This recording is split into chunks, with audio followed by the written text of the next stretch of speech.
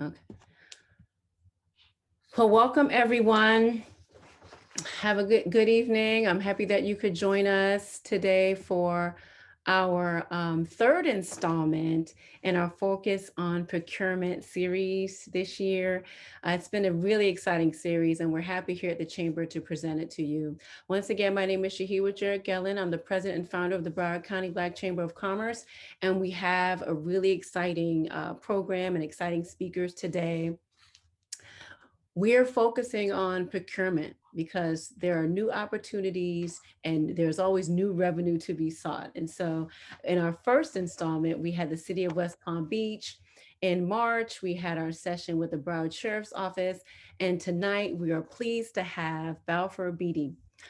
We have our speaker here, Earnest DeLoach Jr., and he's going to be tag teaming with John Parker. And I'll let John and Ernest introduce John a little bit more in detail. But I'm going to start with Earnest DeLoach Jr. Esquire, who is currently the vice president of the legal division at Balfour Beatty. As such, Ernest is responsible for all legal affairs for the Florida operations, including contracting matters and litigation management, and serves as the division's compliance officer. As a member of the Florida leadership team, Ernest functions as a strategic business partner in supporting Florida operations. Ernest has almost 20 years of experience as a commercial construction company and business advisor to some of the country's most recognized companies, including Ford Motor Company, Walt Disney, and American Express. Ernest is a graduate of the University of Miami with a bachelor's degree in international studies and earned his law degree from the Florida State University College of Law.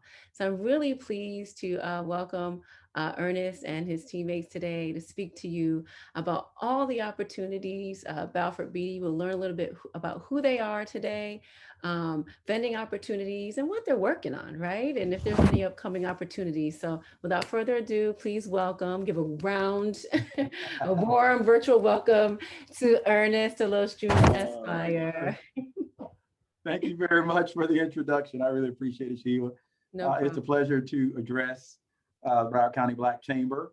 And as Sheila mentioned, we're going to spend a little time this evening just going through, some of the nuts and bolts that may be intuitive and maybe counterintuitive. Just what does it take to really become a vendor and a partner with Balfour Beatty Construction, and wonderful company I've been with now going on 3 years.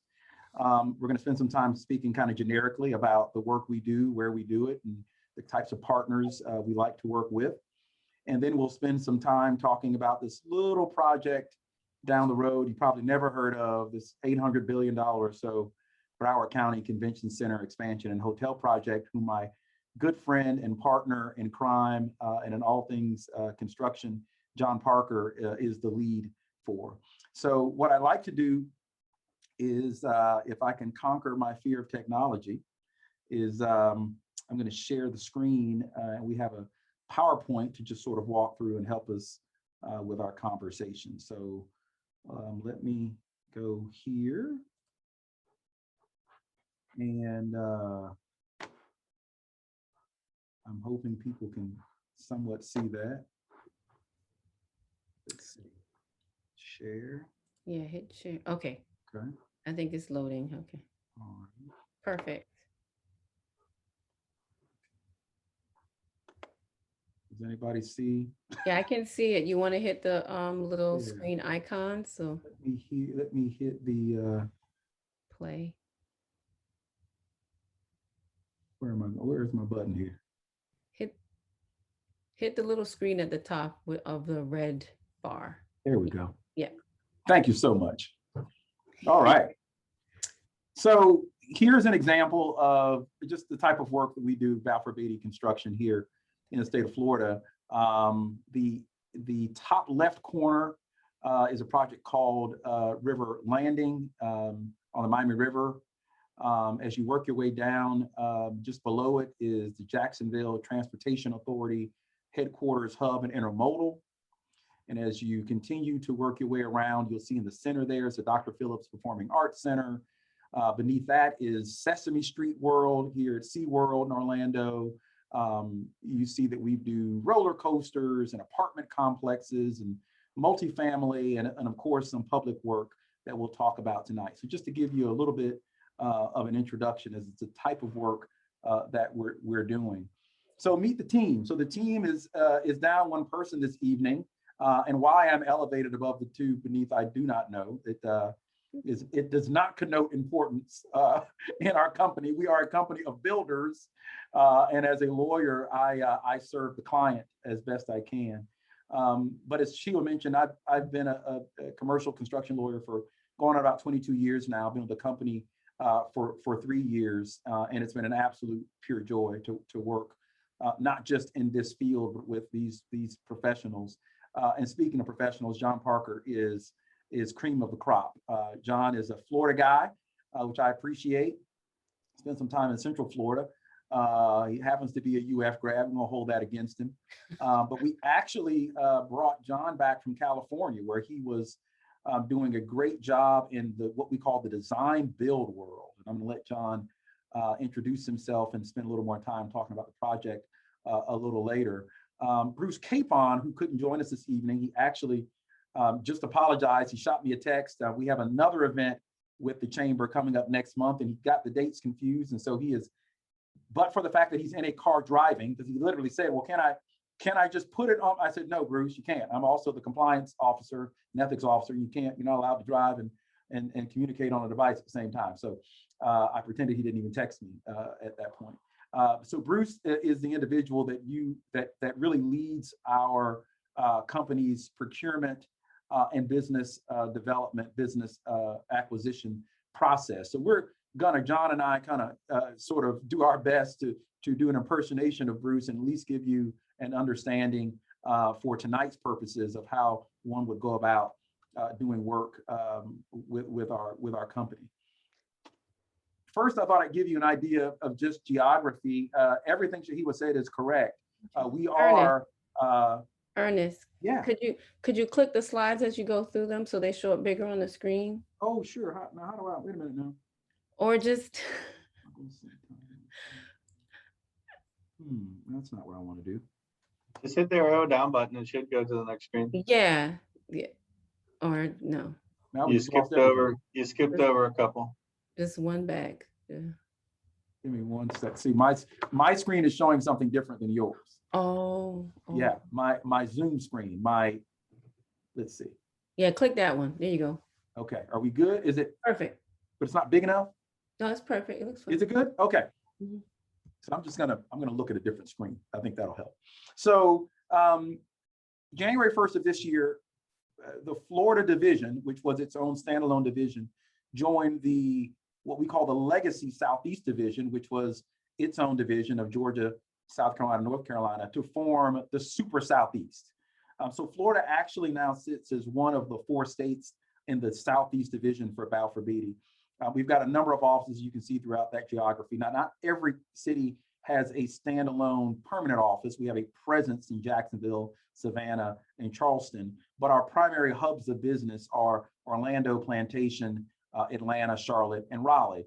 Why is that significant? Well, because business crosses state lines. We have clients that we've been able to leverage relationships from Georgia to Florida in terms of builders. We do a fair amount, as we're starting up here in Florida, what we call small construction projects, or SPG group, where we are doing projects for, small is a relative term, 5 million, 10 million or less, for, again, repeat clients, franchises, commercial build outs, banks. Again, so why is that important? Because they're good entry level opportunities for burgeoning, growing, and beginning subcontractors and vendors. It's great to get work on an $800 million Broward project.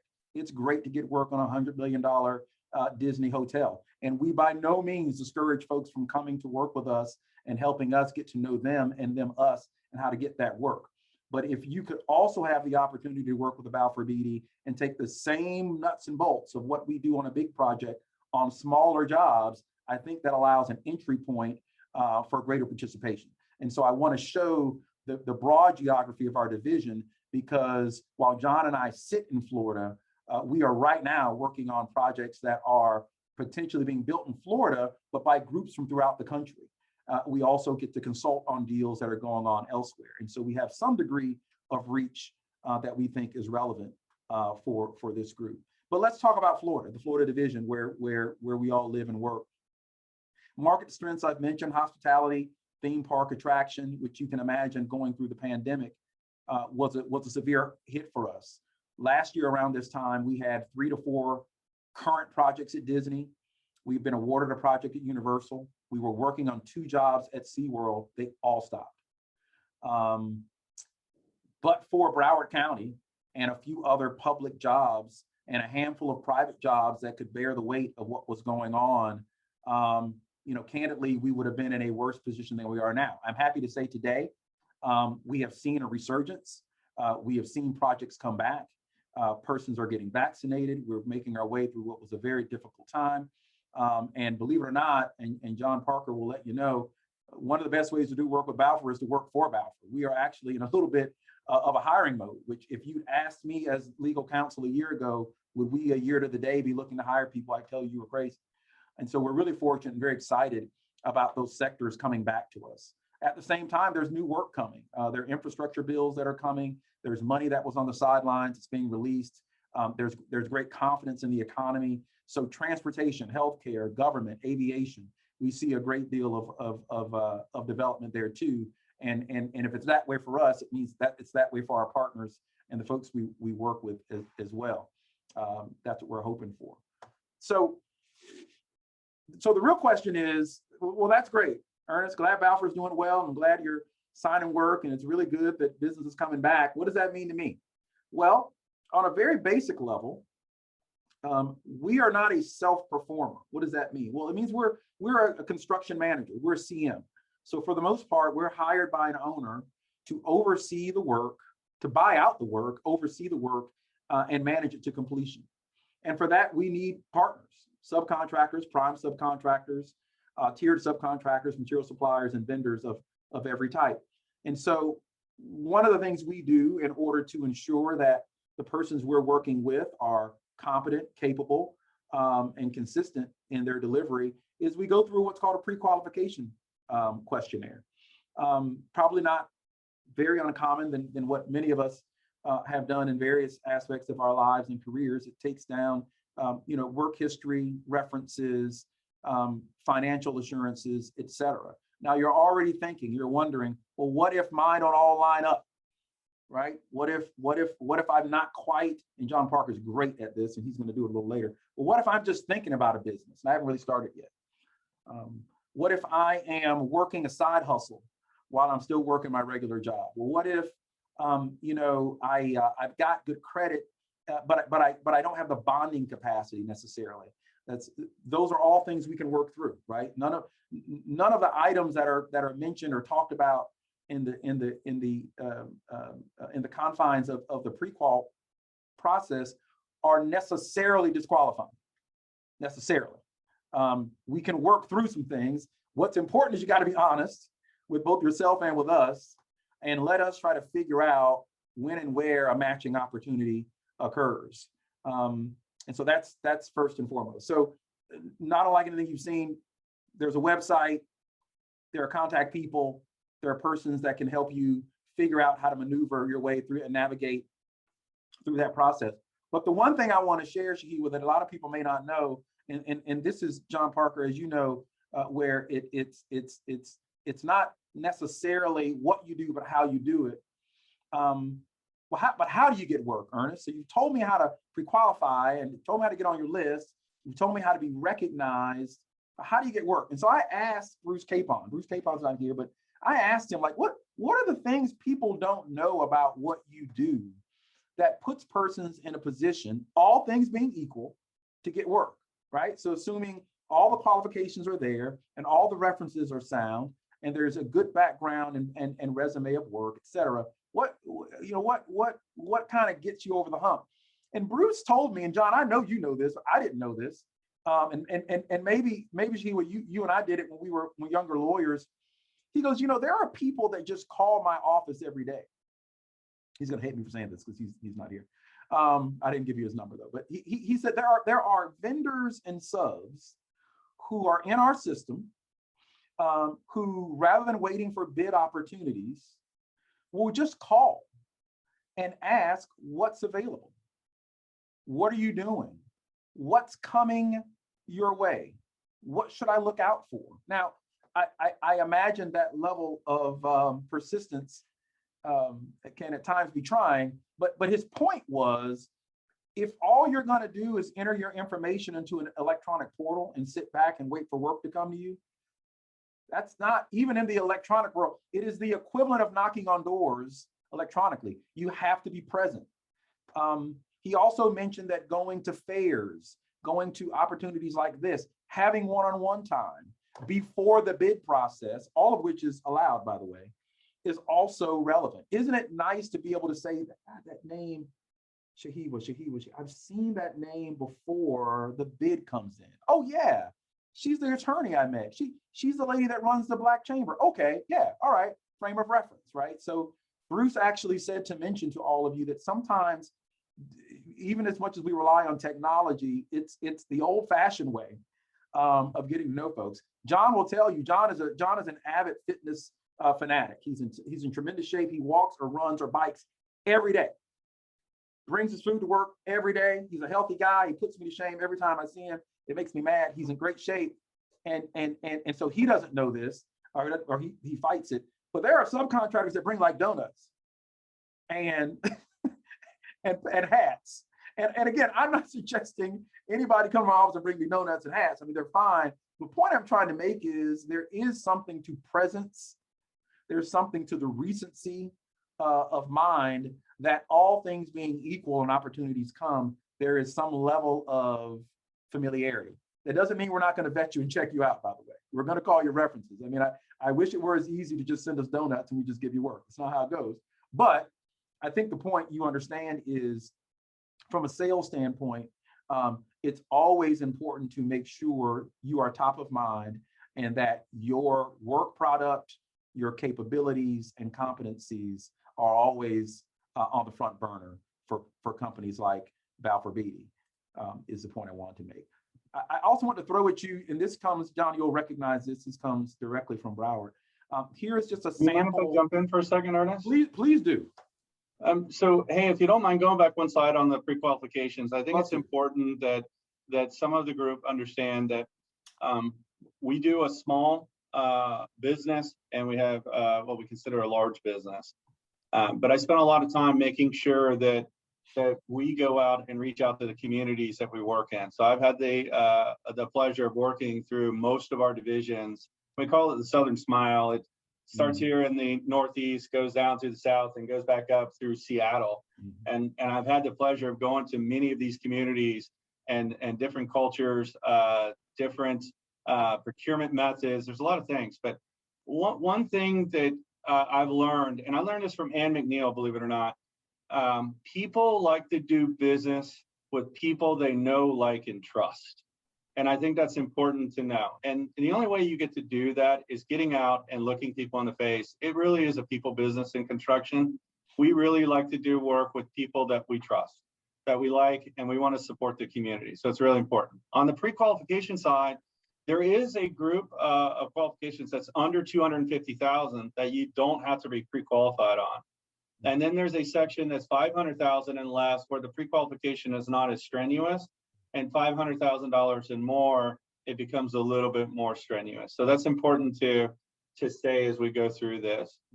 Anyways, Ernest, I just wanted to put that in. No, man, great point. Thank you for that. And we didn't discuss it, but I'm fine, and I think John will be fine if questions want to come through the chat as we go. I mean, obviously we'll provide time at the end, but I don't want to stop anyone who may have a burning thought that perhaps it would be great for everybody to hear while we're in the moment. That won't throw us off at all. And so, to John's point, again, just a example of the numerous bid packages on the Broward job on just one phase and one aspect of the Broward job. Any and everything you can think of. If I'll throw some out: signage, right? Epoxy flooring, masonry, obviously roofing, glass, and glazing, et cetera, and some of the heavier, broader aspects of our prime subs, but numerous opportunities. John will also talk about other opportunities working for Balfour directly or providing services to Balfour directly as part of the Broward job, but in what we call sort of the general conditions of the job, right? So office maintenance, food vending, catering, copies, you name it, right? So as creative as you can be about wanting to do work with us, I think we can be as accommodating as and creative in order to do work with you. And so with that, and I don't know if there's a, let me see, there's a question up there. Okay, nope, I just see your note. So John, I'm gonna turn it over to you for your baby overview, and I'll click as you designate. Do you want to first spend a little more time introducing yourself? I want to leave that to you. I didn't want to give away all the good stuff. And then also, why don't you walk us through the Broward project? So today is the 4th. In 13 days, I'll celebrate 22 years with Balfour Beatty Construction. It has been quite an experience for me. I'm one of those individuals that I've asked to be a part of the biggest, most difficult, most challenging projects that we've had across the United States. I've had the opportunity in my lifetime to move 23 times. That's a choice. My wife has not always enjoyed that move. I was born at Winter Park, the Winter Park Hospital. Of course, I lived on the other side of the tracks from Winter Park, but I was born at Winter Park Hospital. And then I was lucky and gracious enough to be able to graduate from the University of Florida and go to work for Florida's #1 contractor 10 years running, which was Syntex Rooney Construction Company. And then Syntex merged their groups together and was sold to Balfour Beatty in 2006, 7, 8 as the transition went through. So it's been pretty exciting. And through that, of course, I was going to live and die in the state of Florida. It was great. I'm 3rd generation Floridian. Next thing I know, I'm in Texas. Next thing I know, I'm in South Carolina. Next thing I know, I'm in Georgia. I spent 7 years in San Diego, bouncing up and down the West Coast from Seattle, LA, Kern County, you name it, in California, I've stepped foot in there. So it's been pretty exciting. And through that, I've been able to work on these exciting projects similar to the Broward County Convention Center and Hotel project, which is design build. I have never been a part of a hard bid project with Balfour. I've either done design assist or design build, working with the client, working with the community to maximize on the opportunities for the community, as well as whatever structure or service that we're providing. All right. Hey, John, can I stop you real quick? Because sure. I realize I probably do it too. Could you just differentiate design build from hard bid so everybody understands where we're coming from? Yeah, that's a great point. Most clients will go out and hire an architect, and an architect will take the thoughts out of the individual's mind and combine it with their creativity, and they will provide some product back to the client. And they'll go back and forth through this banter of trying to understand what's in that person's mind, and then putting a design together that bolsters that thought, that use, as well as enhances the area. They work through that process, that's design process, and then they put it on the street. They call it the bidding process. They bid it out, and then a contractor comes in and completely erases whatever image that you have, and then we build something less because we're the evil contractor that only wants money and does not want to build something iconic, for a lack of better terms. So then we remold the product into something that is affordable, and then we go through the build. So they call that design, bid, build. That is a little primitive into the construction industry. We try to work on relationships and get in with the designer and the owner up front to help guide them through. And I use the scenario of a canvas, right? So there is a rendering that you can see on the screen, and some designer had to start with some canvas, and the canvas represents dollars, right, and size. And they will paint a picture, and as they're painting that vision, we will share with them some thoughts on how they could achieve the same iconic feel, but try to maximize and stretch the dollars as far as they can. And that becomes a design assist scenario. Then the design build works a little bit different. In the design build scenario, we come in and we propose a vision of what we think we can provide to the client. And they go through kind of like a pre-development agreement. There's a pre-design phase of the process. And we'll come through and we'll paint a big picture like you see here and give a vision. And then we'll give a rough order of magnitude of what that vision would cost. And we try to establish what we call a construction cost limitation. So here's your canvas, here's your vision, this is how much it would cost. Do you want to move to the next level and advance the documents and manage that construction cost limitation, and then ultimately come into a GMP value based on that design? So that's more of a design build. And then of course, we build it and guarantee it within that value. It works coincide a little bit with a like a fast track scenario. The other advantage to design build is you can actually start building. You can get product to market faster. I would argue you get product to market faster, more economically, because you're working with the individuals that are going to build the facility as well as manage the design. So you transfer the risk. Let's say for the county, for example, the county takes their risk and transfers it to the design builder. So we assume all of the risk. In a normal bid build scenario, the contractor can lowball the value of it, then get involved with construction and can charge more as they go through change orders. You've heard of change orders as you go through that process. So it can be very, very risky. More risk-averse clients like municipalities, public type projects are starting to lean more towards the design build because they can manage their risk. It's one price guaranteed, or the contractor obviously hits their bond, and then the value is ultimately built. So does that answer your question? All right.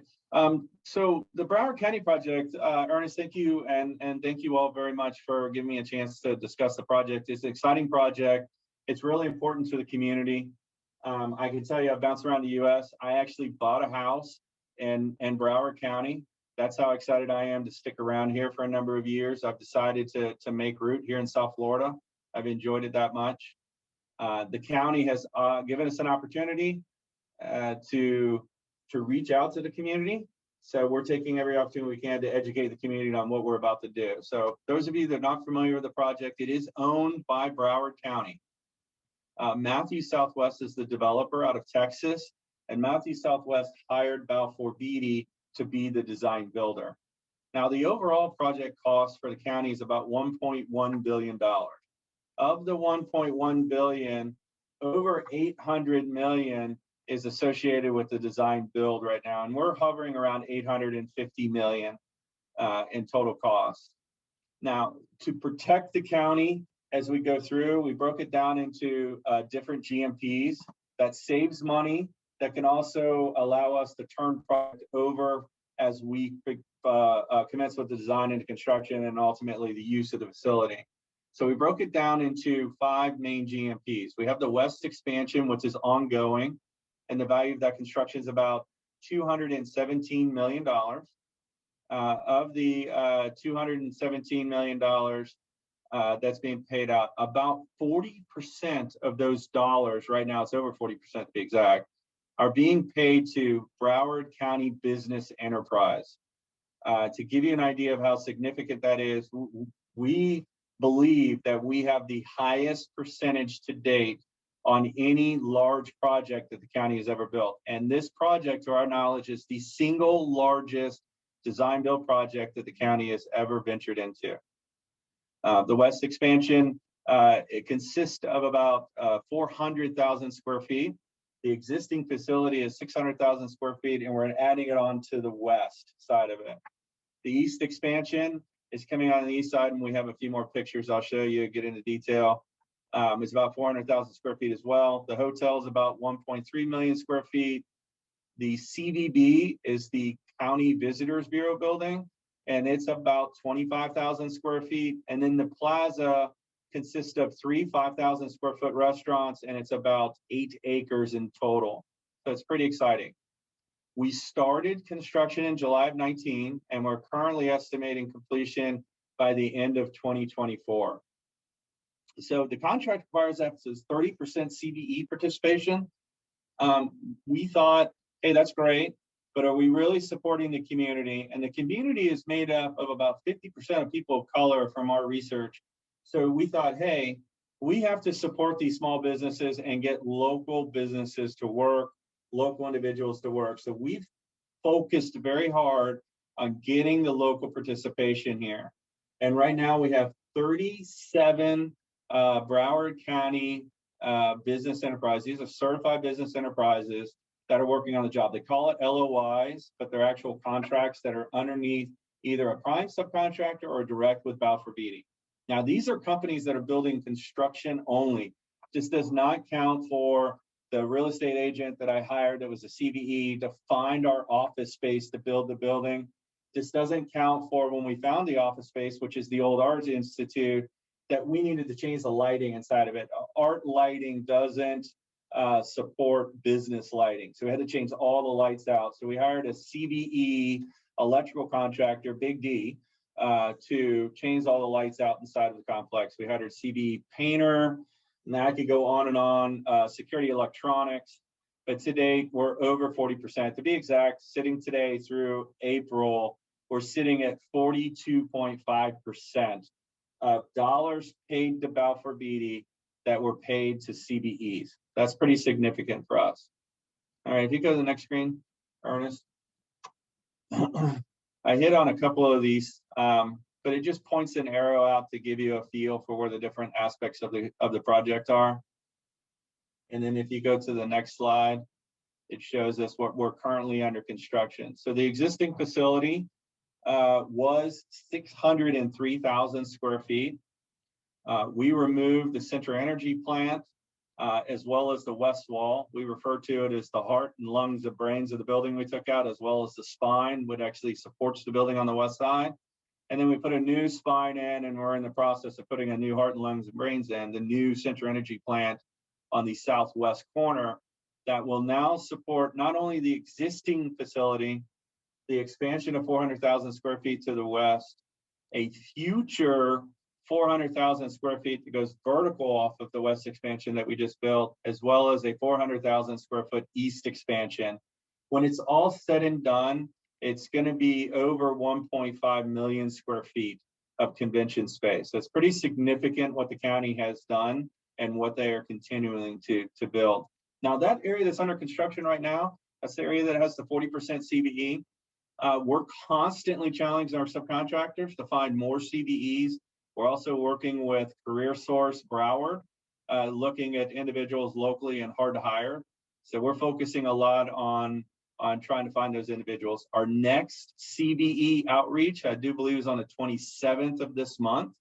And we're going to educate. So you guys are about to get some inside baseball, is what I call it, for what's coming. So this isn't public information, so I hope I don't get in trouble. But if you go to the next slide,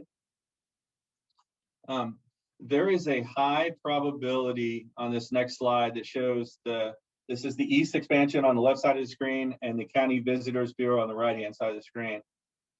So we have a high probability that we'll be released to do the foundation work with the east expansion by June of this year. So this is May, so you can do the math. It's just in a few weeks away that we'll start doing that. At the same time, we're going to be released to GMP this work. So that building is worth about $211 million, the vertical construction on that. It consists of a 22,000 square foot junior ballroom, a 65,000 square foot grand ballroom, and about 50,000 square feet of meeting space, as well as a kitchen that serves the east expansion, the existing, and the west expansion and future expansion. It's very significant in size. So there is some great opportunities, and we're looking at how we can break that building down to reinforce and support more Broward County business enterprises. And those of you that aren't familiar with Broward County business enterprise, the owners of those business have to have a net worth of less than $1.325 million. Personal net worth, not including their home. So you're thinking for this size of construction, that is a very small business.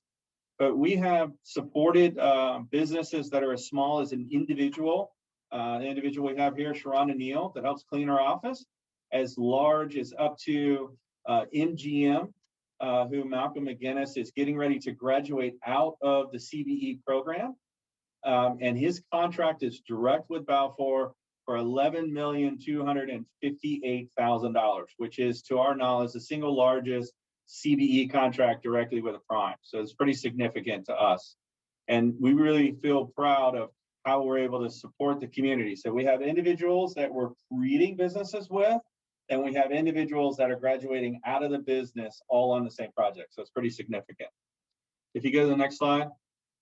The hotel itself, which you see the platform and the tower in the background, is about 1.1 million square feet. Half of that is in the tower. It's an 800 key hotel, and that means there's 800 rooms for those of you that aren't familiar with hotels. And then on the podium, it has on the 10th level, it has an amenity deck with a restaurant and bar and a large pool that overlooks the ocean as well as downtown Fort Lauderdale. It's very significant. Right underneath that is a ballroom that's 30,000 square feet. Right underneath that is another junior ballroom that's 20,000 square feet. And we have about 25,000 square feet of meeting space. There is a all-day dining. There is a bar on the east side. There is an entertainment bar on the west side, a lobby grab and go, the lobby itself, and on the 29th level is another bar. It is designed as a convention center hotel. So you can imagine when we're all done building this thing, we have about 1.5 plus million square feet of convention space, and all of those individuals are going to break, and it is a great meeting ground for them to go inside of that hotel and meet and greet. Just like Ernest was bringing up earlier, how can we get to know some of the community's contractors? These are great meeting places for individuals to come and meet and support the local community. And then we have the plaza area. Like I said before, it's about 8 acres. It has 3 restaurants, 5,000 square feet apiece. We're in the midst of breaking up this GMP so that we could potentially give a CBE this 25,000 square foot County Visitors Bureau building and tell them, hey, that's yours. You be the general contractor on that work, and we will help coach you to ensure your success on that. What's great about it is we have about 37 months to build that hotel. That CBD building will not take that long. So this is a great opportunity for one of those small businesses to step in and play in a larger arena in preparation for graduating out of the program and being one of our larger partners in the future. You have the 5,000 square foot restaurants. We're looking at breaking those out and having CBEs provide the millwork, do the kitchen work, paint, do the construction, the masonry, et cetera, on each of those 3 buildings so that we can provide the opportunity for the small businesses. And then inside the tower, because the podium is about 550 square feet, and the tower is about 550,000 square feet, that makes the 1.1 million, we're able to delineate those 2 structures from one another. And then we can break down those segments within that structure to further reinforce those CBEs and those small businesses in there. And we've done a pretty significant impact to what we currently have on the west side. The west side does not have these finishes. It is a huge structure. It is basically an exhibit hall that we've added on along with the heavy system side of things. It's been very difficult to provide the breakout for those CBEs, but on this work, it's going to be easier for us to break it out from the structural piece all the way through to painting and finishing to break out those sections. So it's pretty exciting.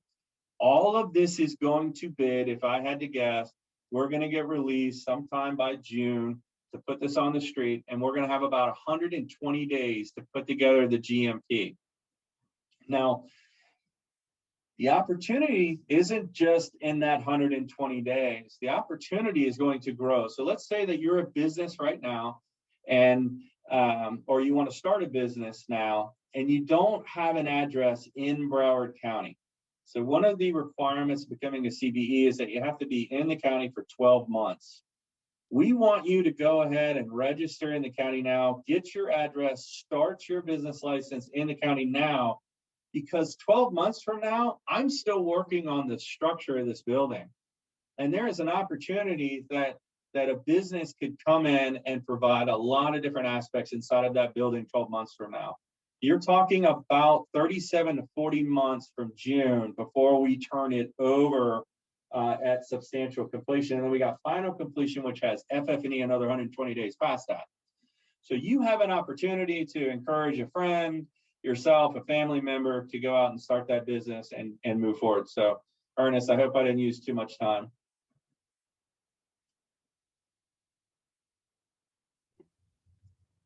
You were perfect, John, and I actually want to be your cheerleader. You are.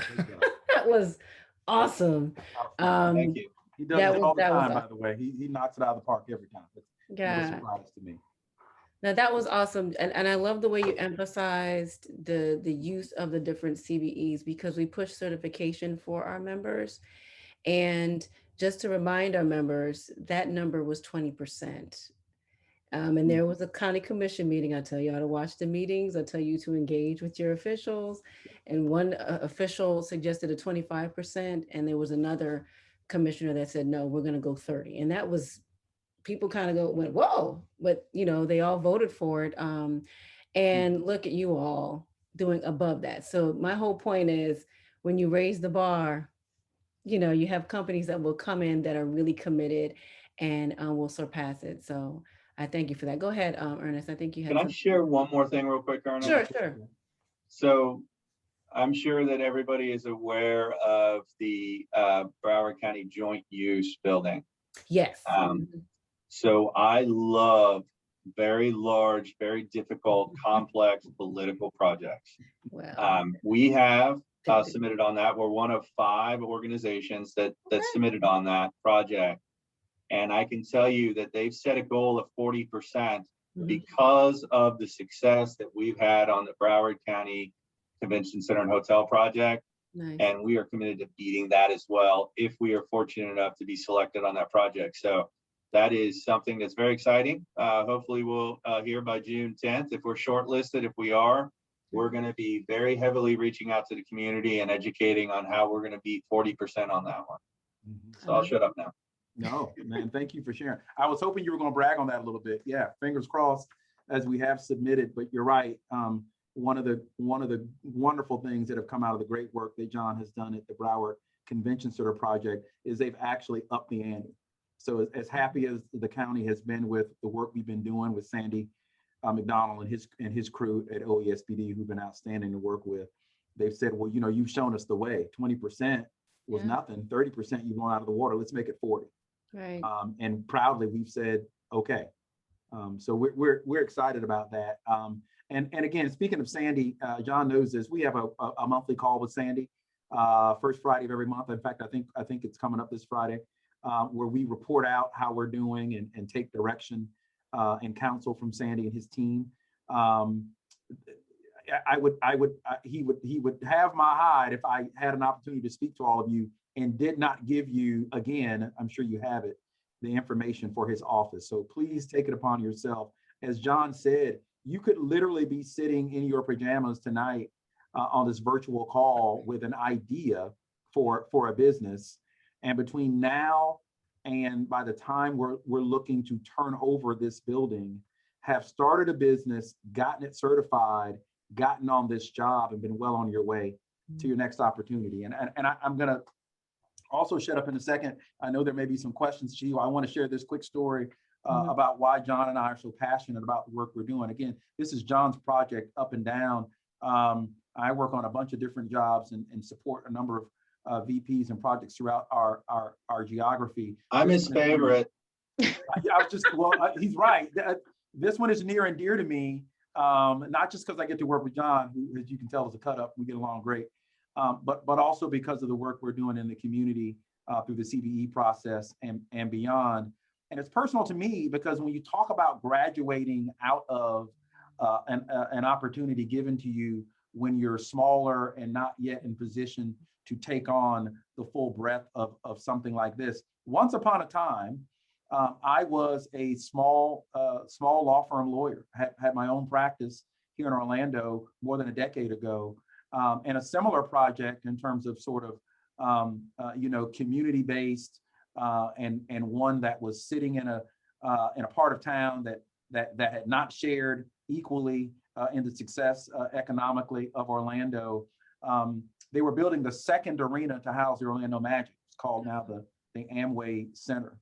And as you don't think about it, in the way John goes out of his way to find opportunities like real estate agents and or brokers to help find our office, like electricians to change out the lighting, like sign professionals for signage outside the building, going out of his way to find professionals. There was a law firm, as there always is, who was hired by the city and the Magic to prepare the construction document for what was at that time a $500 million multi-event center. So somewhat smaller in comparison to this. Well, someone saw fit, elected officials, lawyers, community activists, people like John Parker said, well, wouldn't it be great if we could get a small firm lawyer who has the ability and could grow into something more, but can never take on a monster of a contract like this. And I was that lawyer. Nice. And so 15 years ago, I was a small firm, one employee law office who worked on a document and the documents that now stand testament to a $500 million project that today would have cost close to $1 billion. Right. And so now to be in a position where working for a company that has that same passion and that same ethic, where we're looking for the me's, right? I don't have to think hypothetically of who we're helping. We're helping me. Yeah. I was that guy 15 years ago. Means a great deal to me. And so the opportunity to share that story and to do that good work with John and other of our partners. Can I share one more story since we're on the short story time? Sure. John didn't know that story. He heard it for the first time tonight. So I should have shared it earlier. You know, what's funny is as he's grown, I've noticed the height maybe hasn't changed as much. Oh, John. I've gotten wider though. but he looks 10 foot tall and bulletproof to me. I don't know what happened. But no, you know, it's interesting. The stories on this project, they're not all big stories. There's a lot of small stories that I really enjoy. For example, there's an individual by the name of Pastor Patrick. You guys, I happened to run into him at an event at the Broward Mall. We were reaching out for the hard to hires, and there was a group, and it's called Yes You Can Men. So it's a pastor, and he has this little side business called Yes You Can Men, and he literally goes and picks up these boys that are from broken homes or have different issues in their life that he's trying to support. So I was listening to Mayor Holness talk, and the mayor turned around and goes, "John, do you want to say something to these boys?" And it really resonated because of some of my life experiences that I went through as a young man. And I see these boys in a similar circumstance. And it was really easy to me to relate by being out in the community. And then I started talking to Pastor Patrick, and I made the connection, obviously, through the Broward Mall and the event with Mayor Holness, but also Lisa Colon, an attorney that Ernest brought to the table. And Lisa's been a great asset to our group. So I asked for a private meeting with Pastor Patrick, and I'm really excited to say that on July 1st of 2020, 2021, I met him in 2020. On July 1st of 2021, a man that was homeless, that now has a parish that he meets in parking lots in a couple of locations here in Broward County, will be certified as CBE, right? And we're going to finalize the paperwork on July 1. And then I'm hiring him, Yes You Can Men. So he's going to bring those boys to this job site, and we're going to find different mentorships for them with these companies. So yeah, we can brag about building these really magnificent, iconic facilities in a community that supports the community. But while we're doing it, we also want to support the community. And then we want to focus on when we turn it over, and I love what the mayor's doing, is looking at these companies to run certain aspects inside of the restaurant, the coffee shops, things like that inside the facility. So it really is an amazing structure, but it is an amazing opportunity for the community while we're building it, while it's operational, and for people to visit and to have that right here from Broward to say, hey, I was a part of that. A person that was homeless can say that they were a part of this process, and a company that had started in this program is now graduating out of it. So it's really amazing to listen to the stories, Ernest. So I apologize for taking too much time, but I just get excited about telling all these stories. No, that's no problem. I know Patrick very well, so I'm happy to hear that he's advancing with his business. He truly lives out the yes you can, because he is a hard worker and willing to do whatever. So that's nice that you all were able to meet and support him. I will say this. I like this about the presentation as well, and kind of was glad John highlighted some of these facts, along with the kind of went back to some of the conversations I had with Ernest regarding the fact that yes, we do have some members that are more focused on construction.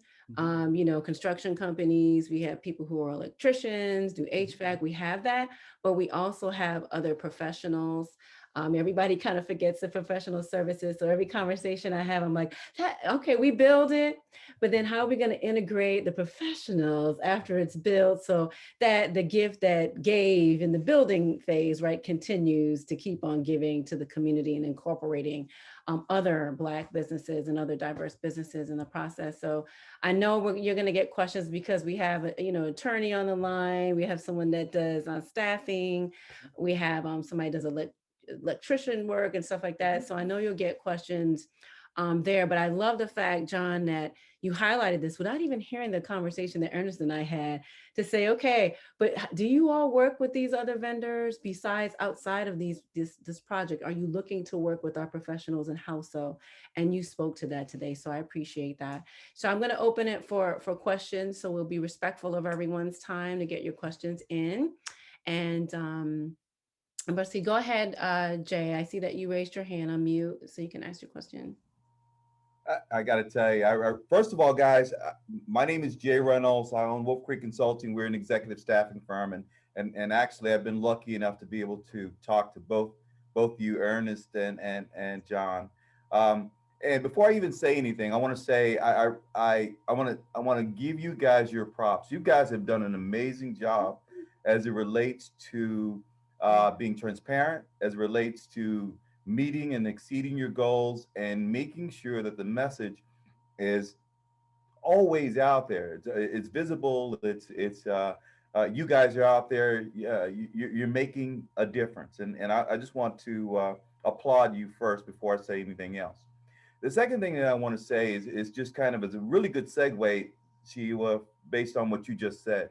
I think that it's kind of too. I've been in the staffing business for 22 years. I don't think I'm going to be an electrician anytime soon, but I do believe that we have a product that can actually add some value, and for us, that's always the thing. If I was an electrician or carpenter or whatever, I think that you guys have really made it easy, not easy, but you have made it possible to do business with Balfour Beatty.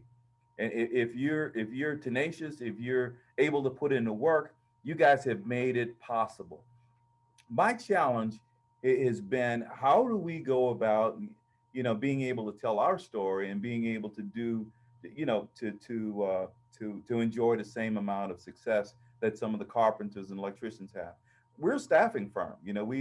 I know that you guys do business with CareerSource. Seems like Pastor Patrick now has got his foot in the door, which is a good thing.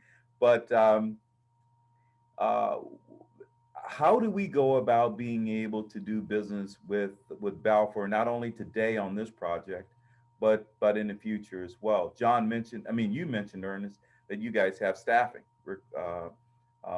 And I know what you do. I know that you guys don't build buildings, you guys quarterback buildings, right? I get it. However, I'm very interested in being able to kind of have those kind of discussions where we can actually, add some value as well. And I know, again, this last thing I want to say is that we're staffing, but there are so many different other companies out there that are professional services that are feeling exactly the way that I do. And it's not necessarily, I wouldn't call it left out, but I would call it left out. But I feel left out.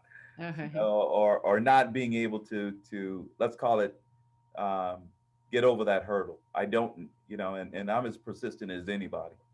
So, Ernest, do you mind if I jump on that one for a second? Go ahead. So we actually have 3 different staffing companies that are working on this job, but it's different staffing, right?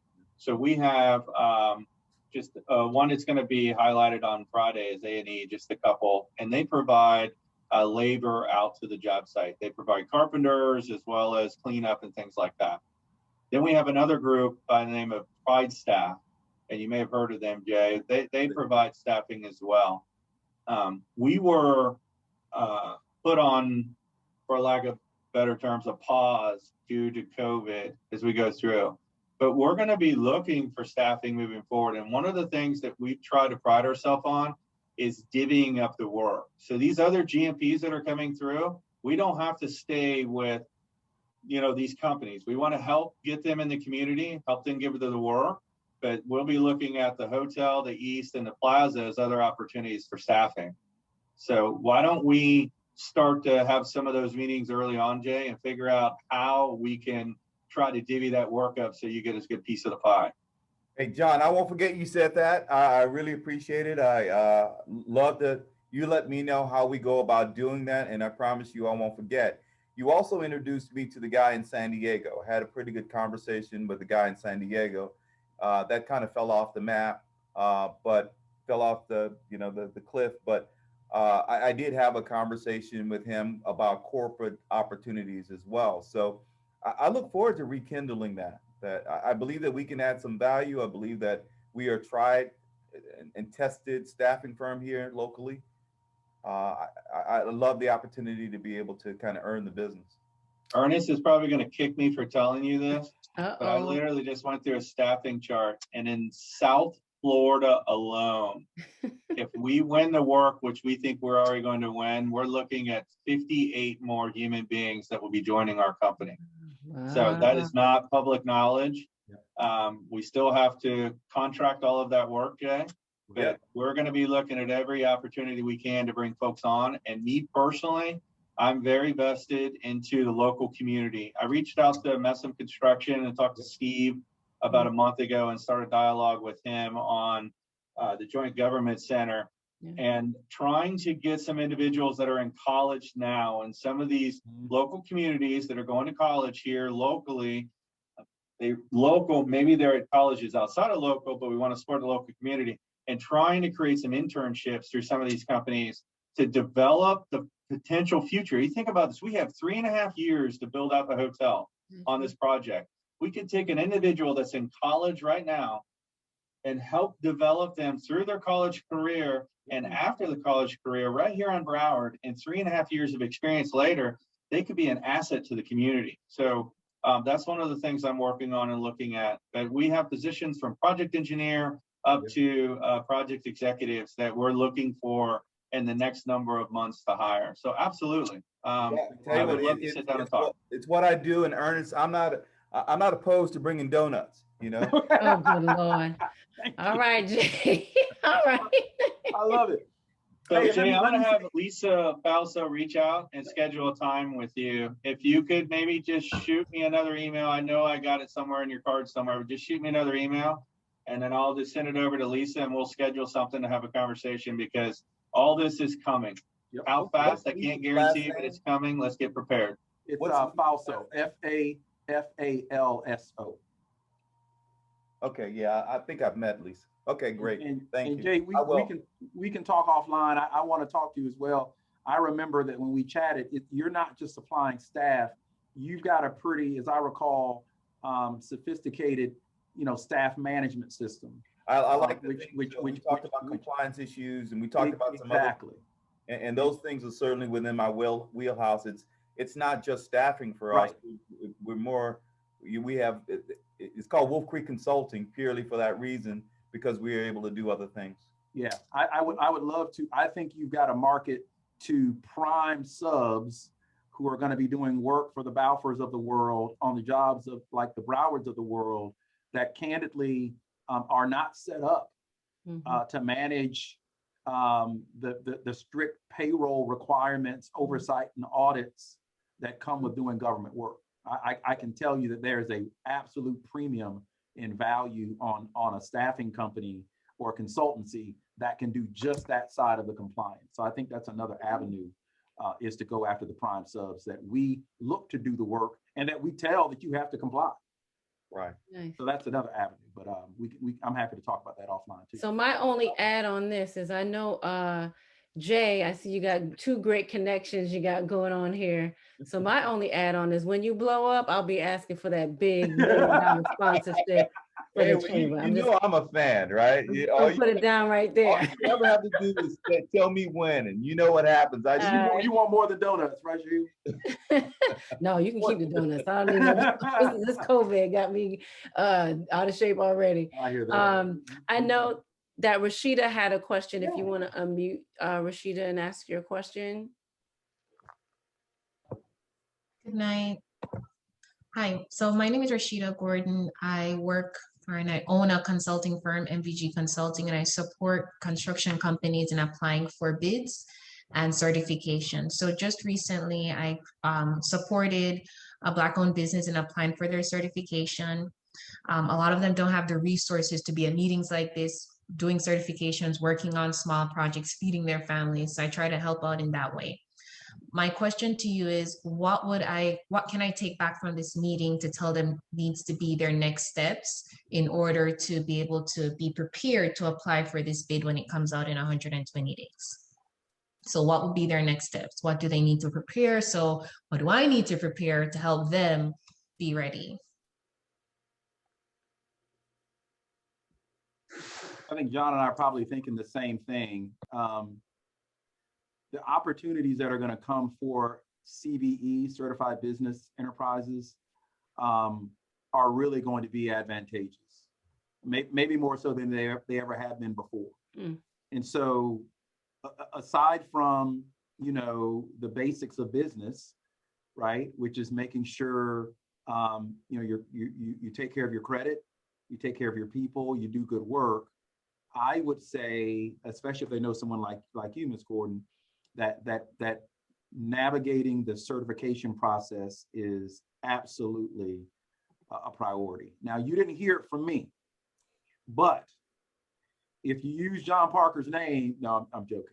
There are persons at OESPD, and John has been very good about bringing companies who were apparently not ready to be certified and getting them with the right folks within the county to get the I's dotted and T's crossed to get them certified.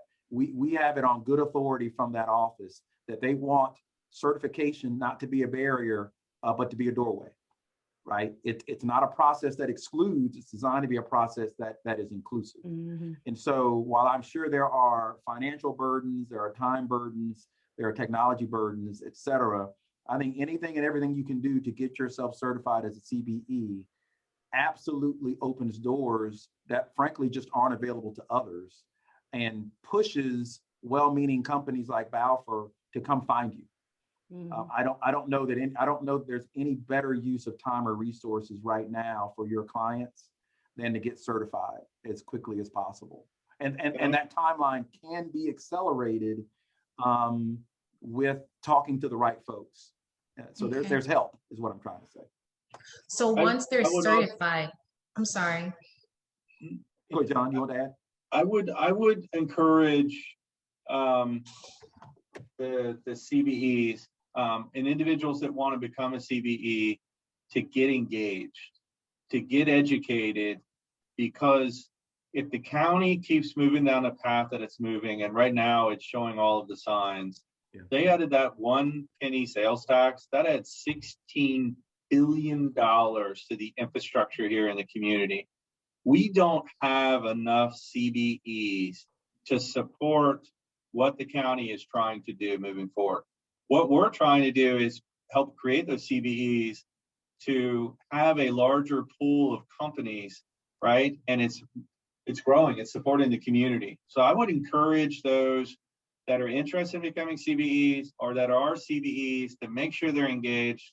For example, we have our outreach event on the 27th of May, and we'll be talking about the opportunities that are coming up. I hope by then that there's a little bit more public information that's available to share, and we can start to define some of that information more clearly, and then give some timelines to go along with that. But we're just one of many projects that the county has available out there.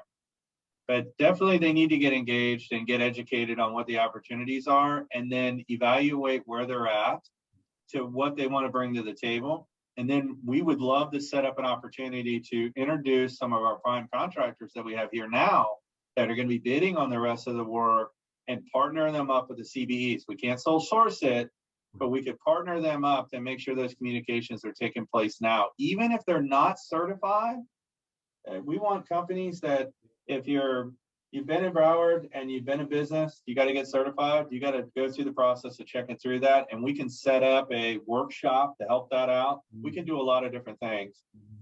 Bring the education to the OASBD and say, hey, these are folks that we want to partner with. Not that we want to show favoritism, but the individuals that are willing to show that extra mile, we want to partner with those people. We want people that want to grow.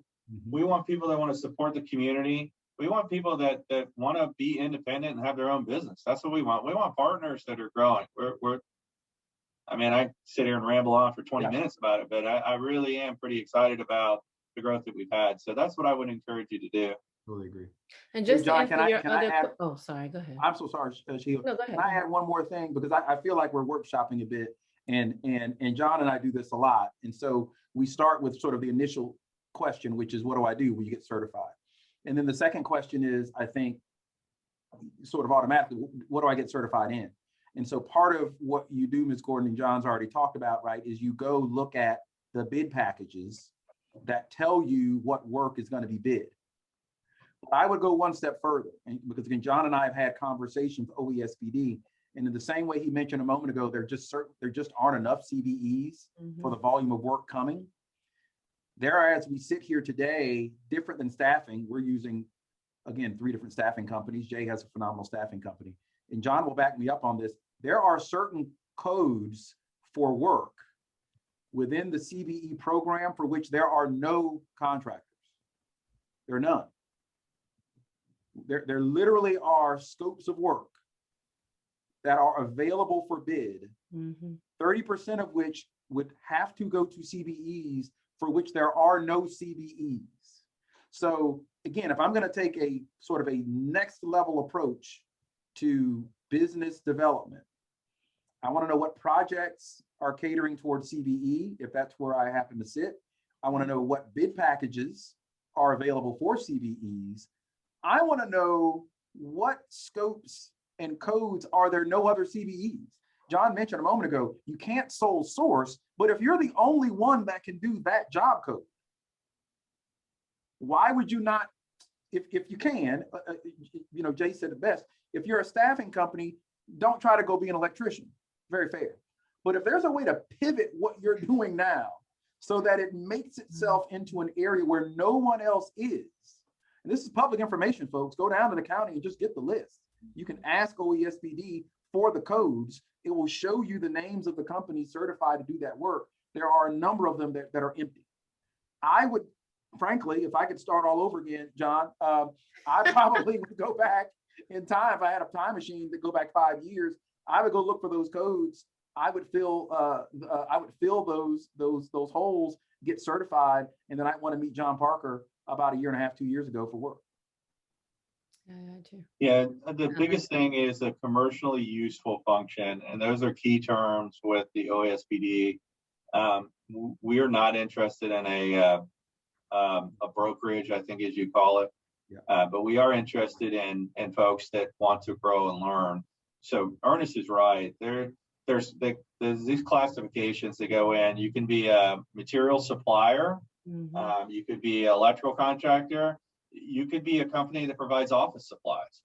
So there's a lot of things. And there's a lot of stuff that's outside of construction that potentially the hotel, the catering and the restaurants and the coffee bars and all this stuff in there that are great opportunities. I know that Dale Holness is a big fan of looking outside of just construction. So absolutely. I will just answer the question that Rashida put in another question in the chat. Where can we find the bid solicitation when posted? That's posted. This is a county project. So those solicitations come out through BidSync/Periscope. So you just have to register on the county website so that you get those notifications. And you can sign up so that it's free. It's very easy. You create an account and those Broward County bids will come to you for free if you go to the website there. So on this one, it'll go through also the Office of Economic and Small Business Development through the ball that gets advertised every Wednesday, as well as their mass email. So we are using them very heavily to get the message out for the bidding, as well as the local newspaper. So we're trying to, and we'll be reaching back out to the Chamber of Commerce as we start to head into that finish line. We want to educate everybody as much as we can in the community. Thank $1 you. billion lunch too. I got to throw it out there. That's right. That's right. Yeah, I heard that. Yeah, I know. And does that. I love that. There was another question asked by Anthony. Are there any matchmaking events coming up? Or is that So, maybe go ahead. Yeah, there are. It's very interesting. I think we all have our personal beliefs and then the political beliefs on what's happening with COVID. We as an organization are very sensitive to the community and the people we work around to make sure that we're protecting ourselves. I'm feeling more and more comfortable with the vaccines that are out there. Hopefully in the near future, I know that Governor DeSantis is talking about lifting some of these protocols, but there's still risk out there. Yeah. So we're trying to figure out how we can set up these meet and greets. And it's one thing to talk on a video screen, but we really can't make those personal connections that we need to make in our industry just by looking on the screen. So we're trying to figure that out. Right now, we're still doing virtual, and the next one, obviously on the 27th, but we need to figure out how fast we can get folks in to meet face to face. But that is coming in the near future, I hope. Okay. We also have another one of our members on that does like signage and things of that nature. Are those opportunities also coming up? Yeah, I'm using signage all the time. We have if you are a CDE and you're interested in doing signage, that would be great. If you're not a CBE and you're still interested in doing signage and you're in Broward County, we're trying to divide up the work. We're not just focusing on CBEs. Okay. So I would encourage you. Lisa Falso is a great one. I go to Lisa anytime I need a sign, and Lisa orders a sign. So if we have a list of a couple of companies, she'll bounce through those companies and order and give everybody an equal opportunity. Okay, cool. So I'll get Lisa's information from you, Ernest, so I can share it with Vernica. Margaret, did you have a question, Margaret? And then we'll shut it down for the evening. I did. I have a comment and a question. So my name is Margaret England, and I'm with Mr. Wyman Electric. And I'm very excited to say that I am a part of the team on the convention center presently, a sub to the sub, but nonetheless a great part. And I'm thankful for that opportunity because I am learning and growing from that venture. But my question to you is, and I kind of put it in the chat, what is Bruce's information? Because I know that you guys talked about the small division and stuff like that. So like I said, I'm working under someone. I would love an opportunity to build a relationship so that I could bid stuff directly. Absolutely. So if you don't mind, I will, John, let me, since I put Bruce's foot in my mouth, which I don't apologize for. He'll show up next time. You Right. never know what the lawyer's going to say. We're not around. No, it was an honest mistake. So two things, and thank you for your question. I will get you Bruce's information, who again runs every and all aspects Florida wide of our business acquisition. But you really want to talk to, and the person I'm really going to dial you into is a gentleman by the name of Andrew. Andrew is our project executive in charge of small projects. And he's working in North and South Florida. In fact, he probably is in Fort Lauderdale by now. He spends about half the week there and half the week up here in North Florida. And he is right now bidding and taking bids on every manner of, again, 10 million and down work, 5 million and down being a really good sweet spot for what are basically tenant build outs, a lot of commercial build out, some refurbishment jobs. If you think about it again, if you're looking at where to go, where does the business go? Well, think about how workspaces have changed post-COVID. Companies need less space. If they need the space they have, they need it more spread out. They need to diffuse and have more open common areas, et cetera. So a lot of work, maybe not as much on the new construction side of traditional offices, but certainly on refurbishing offices. That's what we're seeing. Retail spaces that are changing. That whole notion we used to laugh about the bank being like a coffee place, like we're a new kind of bank, like who wants to get coffee? That's happening. The Bank of Americas of the world are changing their commercial footprints as they go more online. We work in a building here in Orlando that has the name BB&T on it, which is now part of Truist. Well, SunTrust, which was Truist, opened a new plaza, brand new building across the street. Guess what? The branch downstairs, the way it's built with the high, kind of wood, teller service and the brass and nobody banks like that. So again, if you're doing that secondary level of business development, I know I need to talk to, okay, but what kind of work are they doing? Andrew, for us, is doing that type of work. And so that's probably the person you want to be even more so engaged with. And I'll make sure Shahiwa has both his information and Bruce's information as well. Okay. Appreciate it. Yes, ma'am. Question for you. My name is Vernika Winter, owner of Fast Signs Tamarack Sunrise, and we are already a certified CBE and SBE in Broward County. So when it comes to signage and the construction industry, would you recommend in terms of building those relationships to go directly through the bid process or more so focus on matching with primes? Because many of these construction projects don't directly speak to signage. So you almost have to hope that you have a relationship with a prime to have an opportunity for signage. But what would be your recommendation in terms of starting to go down this avenue and build those relationships?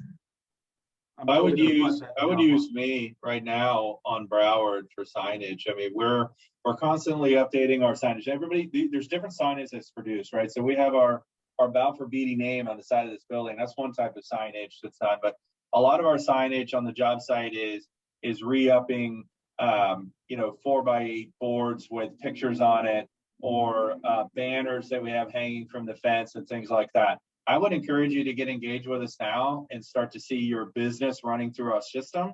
Yeah. And then our team gets more and more familiar with it. We have 33 Balfour Beatty employees, human beings that are working on this project right now.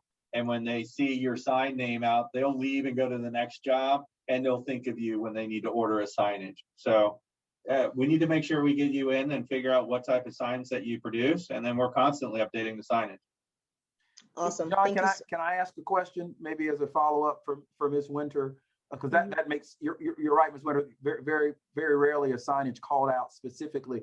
What packages, I'm thinking to myself, John, whoever's got, from a safety standpoint, every sub has responsibilities. And if you think about who's got MOT, what are the packages though, where signage is included in the price and it's not called out? Because that's another way for her to get with the sub who's got it in their package that it isn't pulled out where she would visibly see it. Well, Veronica, that's where the different types of signage comes in. So if you're going to provide wayfinding signage inside of the building, or code related signage, or there's going to be iconic signage. And then there's just normal signs that we produce during the course of construction. So we would want to get you in the system to understand what type of signs you produce. And if you do all of that, that's great. But inside the hotel, we're obviously going to have a company that provides the signage inside that hotel. And that package is going to be very significant. There's also going to be wayfinding signage that's part of the plaza that, it gives arrows, and it's going to be monumental kind of a stone type of wayfinding that says, the hamburger restaurant's this way, or, the outlook is this way. So I need to understand what type of signage you produce, and then we can put you in the mix of that category. We can introduce you to the subcontractor market as well as internal to us and to our bidding side of things. Absolutely. And we do all of that, from monument signs to channel letters, and then everything from wayfinding interior signage. And what we've worked with other construction companies in terms of their construction sites and things that they need in terms of safety and compliance. So basically everything you've said we do. So it'd be great to kind of have your guidance in terms of the best way to build that relationship. Nice. Absolutely. This would be a great one, Ernest, to give a reference to our pre-construction department. So I would use Bruce Capon definitely, because this signage is very specific and would get an opportunity to bid on multiple projects. And then as well, come in and meet with our team. When we go to bid this out, as we move forward, there's going to be a lot of signage. And right now our signage is under design for the convention center. That is, by chance, Veronica, the one package that hasn't been purchased yet in the convention center is signage.